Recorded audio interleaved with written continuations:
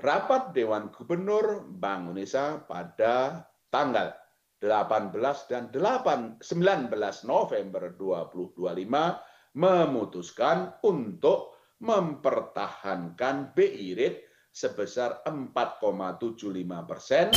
Itulah pokok-pokok hasil pembahasan mengenai asesmen perkembangan terkini prospek ekonomi global, ekonomi domestik, kemudian juga berkaitan dengan kondisi moneter, sistem pembayaran, stabilitas sistem keuangan, dan perkembangan yang lain yang mendasari pengambilan keputusan bauran kebijakan Bank Indonesia yang dilakukan oleh Dewan Gubernur melalui rapat Dewan Gubernur.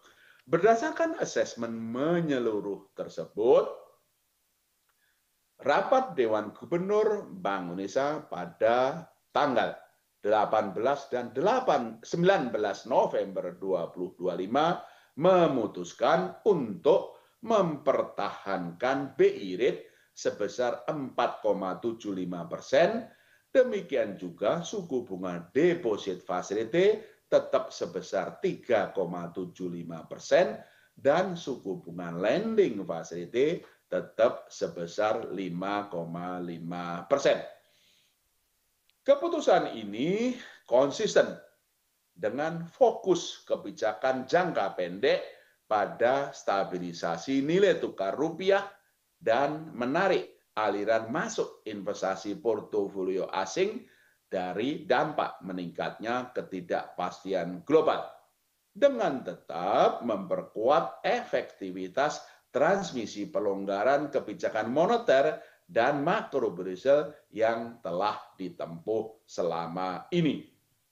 Kedepan, Bank Indonesia akan terus mencermati ruang penurunan suku bunga BI rate lebih lanjut dengan perkiraan inflasi 2025 dan 2026 yang terkendali dalam sasaran 2,5 plus minus 1%, serta perlunya untuk turut mendorong pertumbuhan ekonomi yang lebih tinggi. Pelonggaran kebijakan makrobudensial diperkuat dengan meningkatkan efektivitas implementasi pemberian likuiditas kepada perbankan dalam mempercepat penurunan suku bunga dan kenaikan pertumbuhan kredit pembiayaan ke sektor real, khususnya sektor-sektor prioritas pemerintah. Kebijakan sistem pembayaran tetap diarahkan untuk turut mendorong pertumbuhan ekonomi melalui perluasan akseptasi pembayaran digital, penguatan struktur industri sistem pembayaran, dan peningkatan daya tahan infrastruktur sistem pembayaran. Arah bauran kebijakan moneter, makrobudensial, dan sistem pembayaran untuk mempertahankan stabilitas dan turut mendorong pertumbuhan ekonomi yang berkelanjutan tersebut didukung dengan langkah-langkah kebijakan sebagai berikut. Pertama, penguatan stabilisasi nilai tukar rupiah melalui intervensi baik transaksi non-delivery forward NDF di pasar luar negeri maupun transaksi spot dan domestik non-delivery forward DNDF di pasar domestik.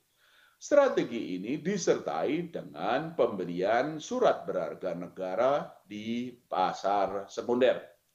Kedua, penguatan strategi operasi moneter pro market dalam mendukung stabilisasi nilai tukar rupiah dan memperkuat efektivitas transmisi kebijakan moneter dengan pertama, mengelola struktur suku bunga instrumen moneter dan swap falas untuk menjaga daya tarik aliran masuk portofolio asing ke aset keuangan domestik.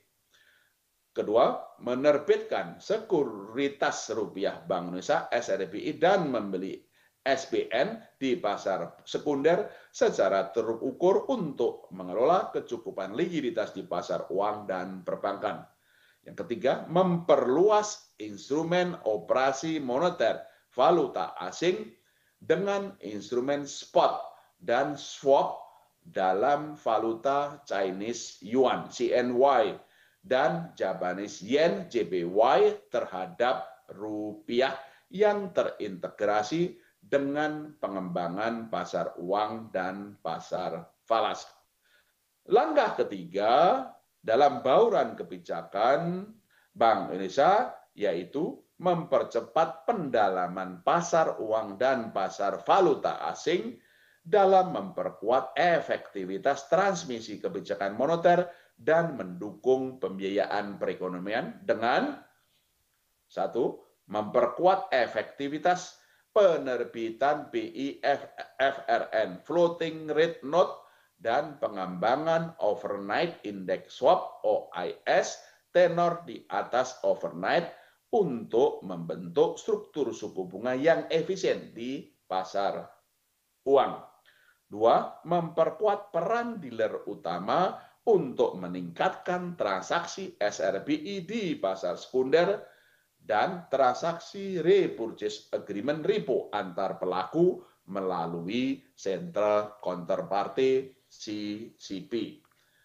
Ketiga, mengembangkan transaksi pasar uang dan pasar falas domestik dengan instrumen spot, forward, dan swap dalam valuta Chinese Yuan, CNY, dan Japanese Yen, JPY terhadap rupiah untuk mendukung penguatan local currency transaction LCT.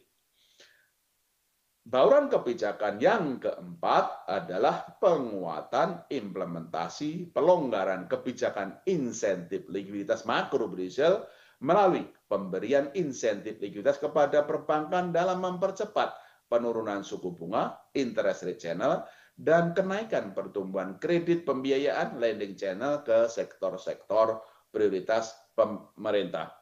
Bauran kebijakan kelima, penguatan publikasi asesmen transparansi suku bunga dasar kredit SBDK dengan pendalaman pada suku bunga kredit berdasarkan sektor prioritas yang menjadi cakupan KLM sebagaimana terlihat dalam lampiran 1.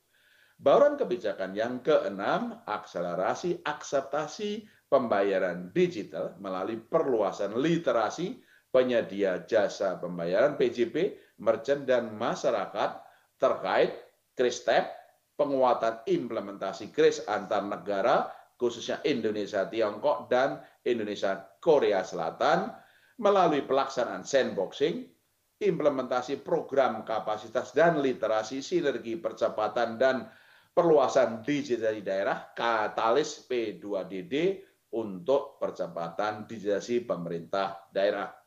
Bauran kebijakan yang ketujuh, penataan struktur industri sistem pembayaran melalui reformasi pengaturan untuk memperkuat aspek manajemen risiko dan infrastruktur teknologi dalam penyelenggaraan sistem pembayaran. Selain 7 kebijakan dalam bauran kebijakan Bank Indonesia tersebut, Bank Indonesia terus memperluas kerjasama internasional di area kebank sentralan, termasuk konektivitas sistem pembayaran dan transaksi menggunakan mata uang lokal, serta fasilitasi penyelenggaraan promosi investasi perdagangan di sektor prioritas bekerjasama dengan instansi terkait. Bank Indonesia juga terus mempererat sinergi kebijakan dengan Komite Stabilitas Sistem Keuangan KSSK untuk menjaga stabilitas sistem keuangan. Sinergi kebijakan Bank Indonesia juga terus diperkuat dengan kebijakan fiskal pemerintah dan kebijakan sektor real pemerintah untuk menjaga stabilitas makroekonomi dan terus mendorong pertumbuhan ekonomi agar lebih tinggi dan berdaya tahan sejalan dengan program Asta Cita. Itulah pokok-pokok hasil rapat Dewan Gubernur Bank Indonesia pada 18 dan 19 November 2025 yang bertajuk BI rate tetap 4,75% mempertahankan stabilitas mendorong pertumbuhan ekonomi.